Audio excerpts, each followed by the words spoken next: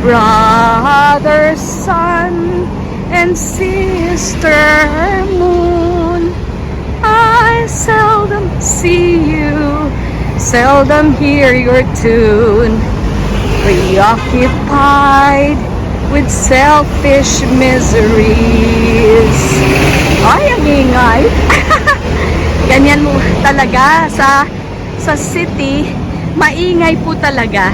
Pero minsan sa mga ganitong places, makakahanap din po tayo ng peace and quiet. Nasa puso po yung peace and quiet, di ba? On the feast of St. Francis of Assisi, we pray for peace. Parang people in the world are becoming crazy and crazier and craziest. Hindi ko po alam kung bakit ganun, no? Pero di bali. So we are actually fighting not against human forces, but against the forces of the dark side. So anyway, we'll pray our guardian angels to watch over us and keep us. Yan po, after the war, noong 1945 and beyond, lumipat na po dito yung mga Franciscano. Oo, at meron silang isang statue na nadala, galing pa po doon sa walled city of Intramuros. Ayan na siya, simbahan. Pero, ewan ko po, dito ba tayo dadaan?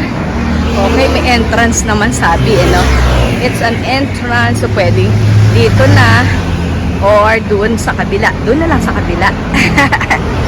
Para makita niyo yung facade ng simbahan. Dati na po na-i-vlog ko na ito. Pero ngayon, uulitin po natin dahil nga kapistahan nga ni St. Francis of Assisi, the Poverello of Assisi. Ibig sabihin, yung poor man of Assisi. Pero hindi siya poor. Kasi alam niyo naman po, no, si San Francisco de Assisi o de Assis ay anak po ng textile miller. Oo, may-ari po ng factory ng mga kinukulayan nila yung mga cloth, ganyan. Kaso, yung tatay niya, ayaw niya dahil si St. Francis po ay naging isang mendicant. Ayun, isa nga siya sa mga founders of a mendicant order known as the Franciscans. Sa totoo lang, super yaman niya. Pero itinakwil niya po yung kanyang tatay dahil sabi niya, ang tatay niya ay ang tanging ama na nasa langit. Hindi ko po ini-encourage na itakwil yung mga magulang niyo. Nagkataon lang po kasi na ganyan pong nangyari at unbeliever naman po yung kanyang tatay. Siyempre, ganyan talaga yung mga parents na talagang busy-busy sa ng pera, 'di ba? Sa paggawa ng pera. Pero ayan, ang ganda. Tingnan nyo po. Pero mas maganda yan dun sa facade. Ayan, this is the Church of San Antonio de Padua. Alam naman po natin na sa San Antonio de Padua, isang Franciscano. So, in reality, hindi po ito St. Francis Church. Pero it's a Franciscan Church. Ano po ibig sabihin yan? Kasi tatay nga po si St. Francis ng lahat ng mga Franciscano. Ayan po. Parang tapos na po yung misa, no? Nakalagay po dito, Equestrian Order of the Holy Sepulchre of Jerusalem, Lieutenancy of the Philippines, National Headquarters, Santuario de San Antonio, Forbes Park, Makati. Ay, nakikita nyo po, no? So, ayan. Tingnan natin dito sa may gitna. Siyempre, tapos na po yung misa dahil past 9 o'clock na. Hindi tayo makaalis-alis kanina. Earlier on. Ayun pong belfry sa taas, Ganda. Long last kong pumunta dito, medyo it was under renovation. Ngayon, tapos na siya. Okay, Wow. Fiesta ngayon dito. 'Di ba? Canticle of the Sun. Yun na nga po ang aking kinanta. Pero October 21 pa. Ayan Canticle of the Sun, your brother sun. It's a charity gala dinner. Enjoy a night of music, dancing, and exciting raffle prizes featuring Rachel Herodias and Byung Eun Park. Ay, ganon. Daan, the company. So, Fairmont Grand Ballroom. Ang nakalagay po dito, dress code, suit or barong, ladies cocktail dress. Ayan po, if you'd like to inquire. Okay, for the benefit of Santuario de San Antonio Parish Foundation's outreach programs. Yan lang po, no? May outreach program po sila. So, novena, ito po yung mga schedule. Ayan, nakikita nyo. Okay. Mas yung reflection pa. Yung nakikita nyo eh. Novena and prayers. Ito po ang Santuario de San Antonio de Padua.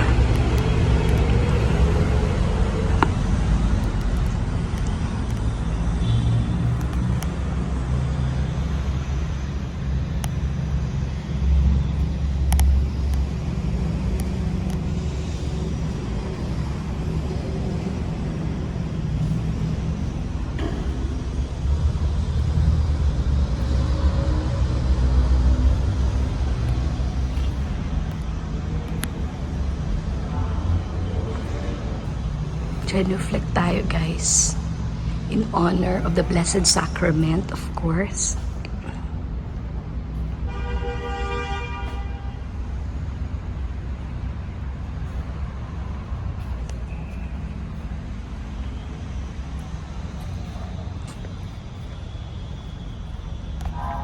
Ayun na po si St. Francis of Assisi.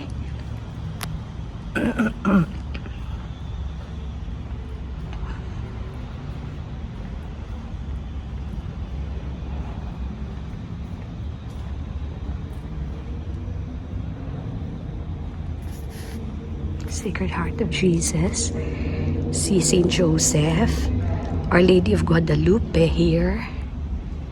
Ayan. Tapos si Saint Francis kasi fiesta niya po ngayon talaga. And I'm sure meron pong relic dyan ni Saint Francis of Assisi.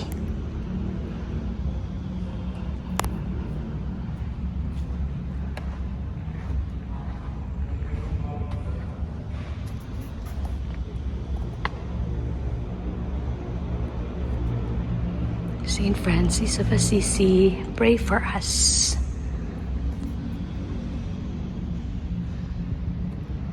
Ito po yung mga candles nila. Napakaganda.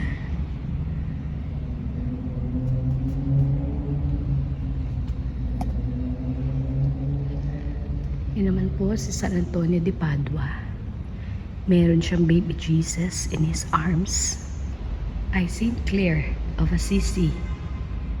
Saint Clare. And of course, meron din silang Saint Therese.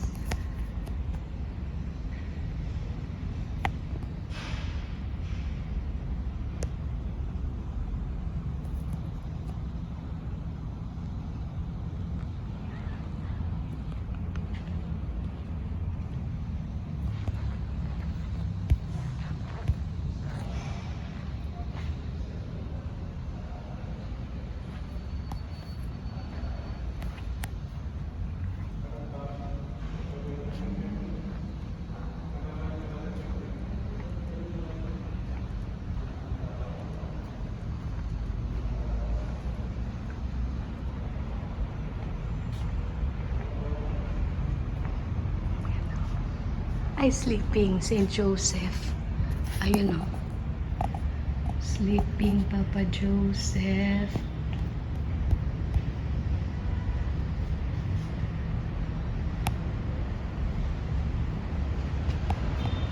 Ayan, original pa yata yan. Made of tiles.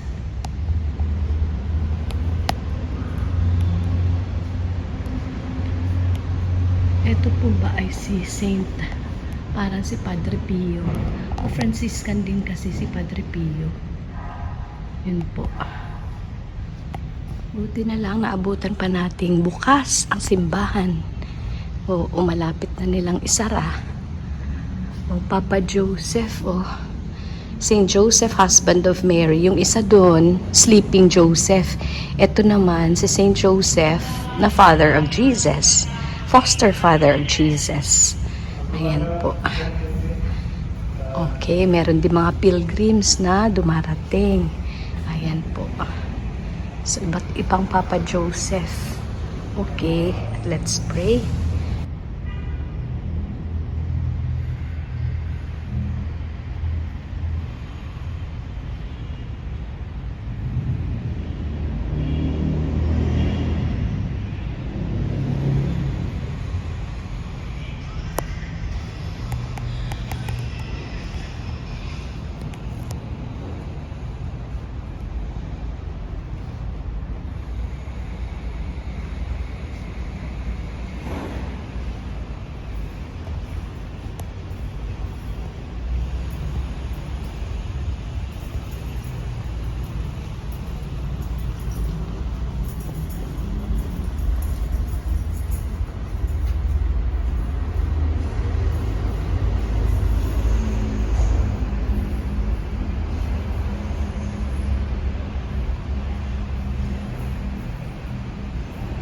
Po, may for sale na mga kandila. Hindi ko lang po alam kung magkano. Ayan, ang schedule of masses on Sundays, Monday to Friday, tapos on Saturdays. Iba din po. Yan. Okay.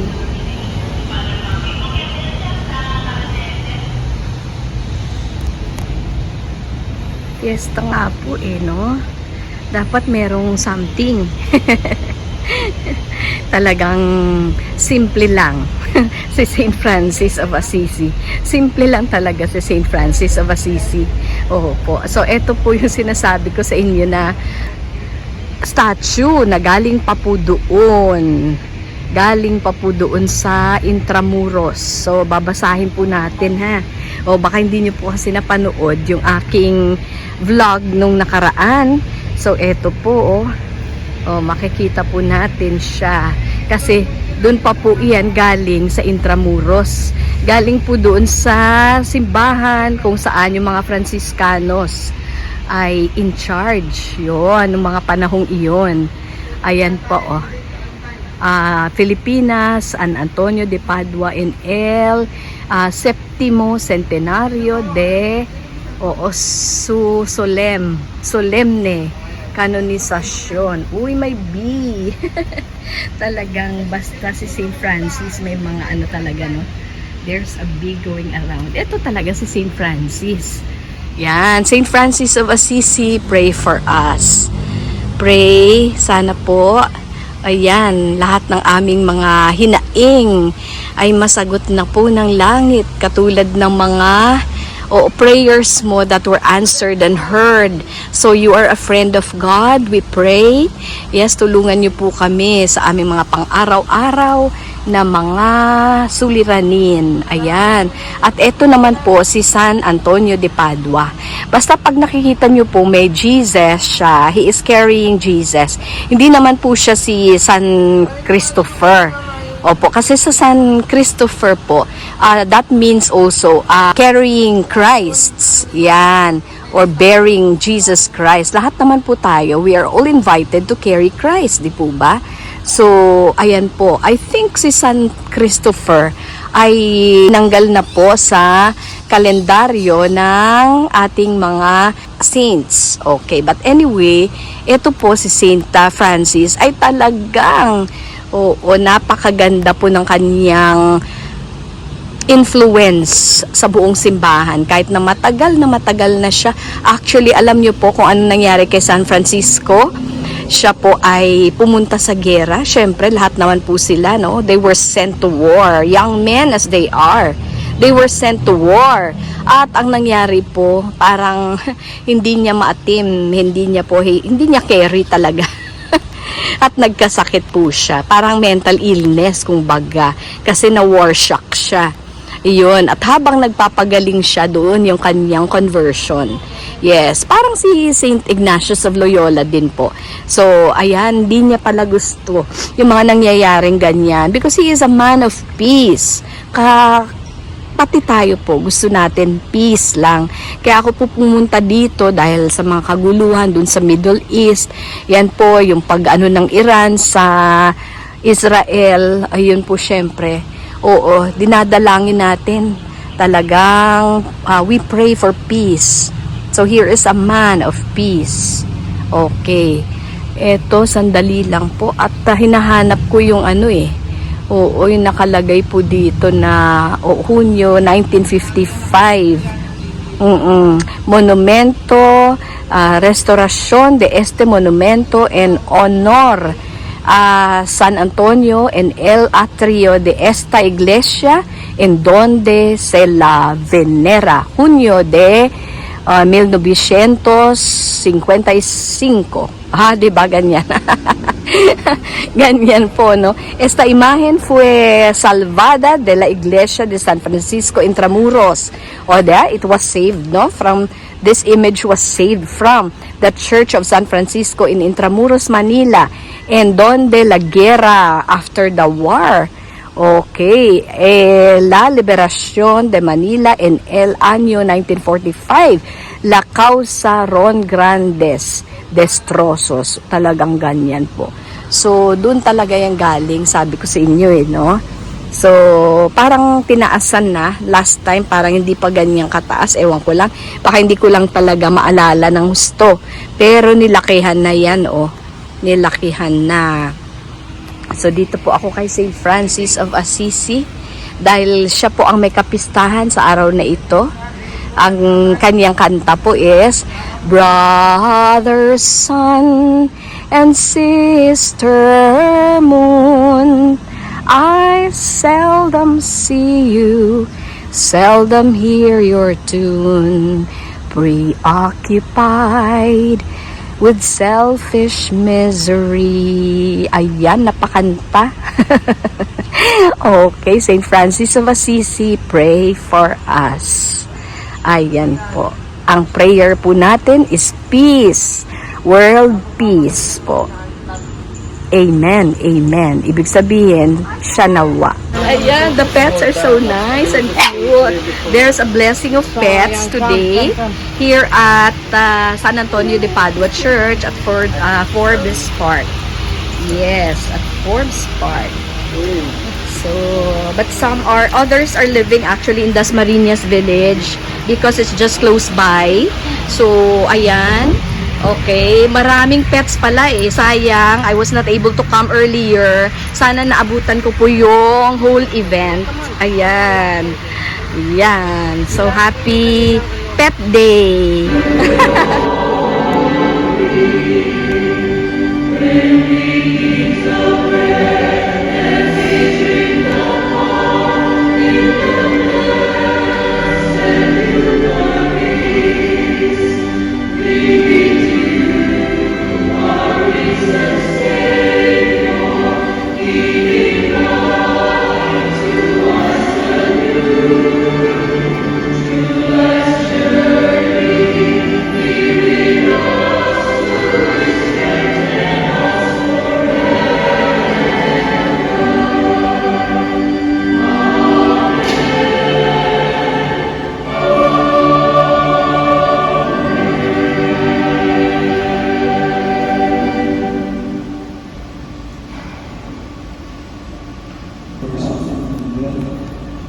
Worship with the sacrament of the body and blood, help us to experience the salvation you want for us, the peace of the kingdom, where you be the Father and the Holy Spirit, God, forever and ever.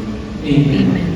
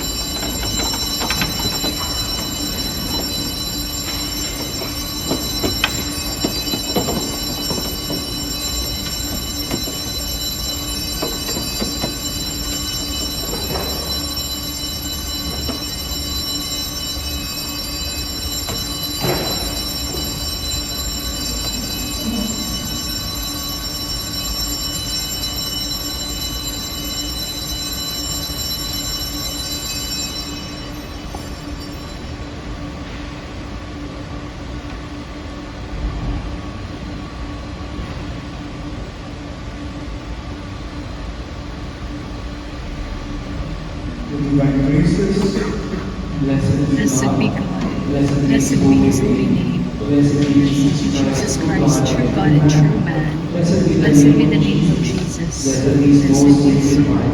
Blessed be his most precious blood. Blessed be Jesus in the most holy sacrament of the altar. Blessed be the Holy Spirit in the Paraclete. Blessed be the great Mother of God, Mary, most holy. Blessed be her holy immaculate conception. Immaculate Conception. Blessed be her glorious Glorious Assumption. Assumption. Blessed be the name of Mary, Virgin and Mother. Blessed be Saint Joseph and most chaste spouse. Blessed be God and his angels and his saints.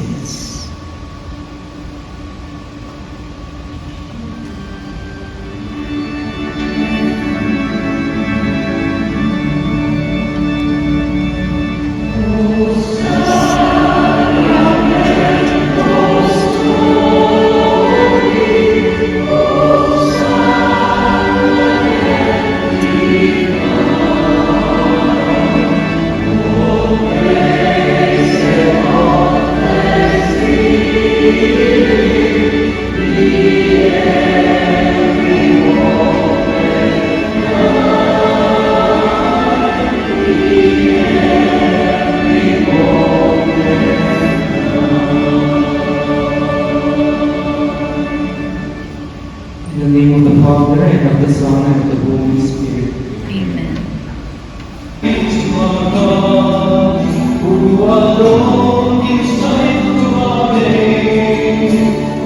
Many are the blessings he bears to those who trust in his ways. Oh, it's raining na po. After the Mass, raining na.